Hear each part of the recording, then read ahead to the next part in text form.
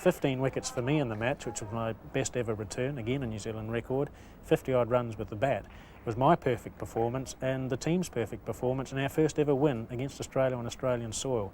And it was significant in our history because it set up our first ever series win that we were to have in Australia. And on what seemed, from the commentary box anyway, a pretty good batting track. Yes, well, as the game went on, normally conditions get better and better, I think, and you know, the Aussies, I don't think, batted particularly well against us. Glenn Turner made a dramatic change to my bowling whereby we used a rubbish bin, funnily enough, as a position for the umpire to stand at practice because he felt that I was bowling a little bit too wide of the crease, and he said, I've got to get you a bit closer.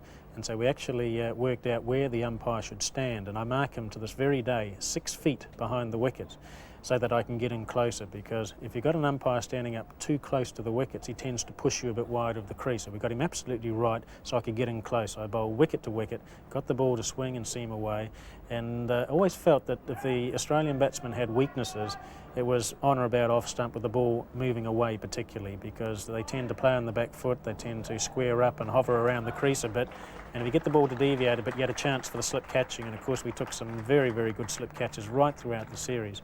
And it was my best ever series, 33 wickets in a 3-match series at a very, very high strike rate at a very low cost of about 12, 13 runs per wicket. And it was significant that, well, that performance was to win our first ever series on Australian soil. This is not meant to be a coaching tape or a coaching video, but is that where it all began?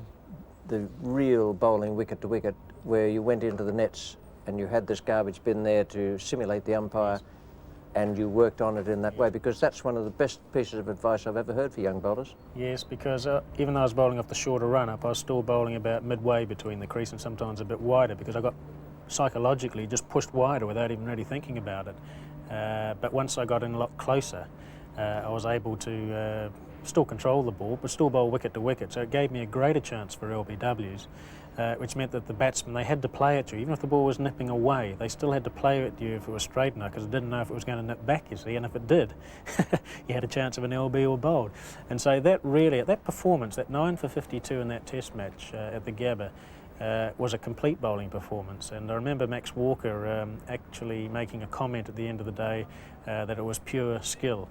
No intimidation, no bounces, just skill, where the ball virtually talked. It swung and it seamed and it bounced, and for the first time I'd bowled consistently well to both left and right hand batsmen, because I have had problems bowling to the left-hander because I naturally drift it too straight or down the leg side, but I got it right to these fellas and got wickets, which was tremendous, and it was a very good team performance at the end of the day, even though I may have been the catalyst for setting it up. And it brought 9 for 52 and 6 for 71 in that game.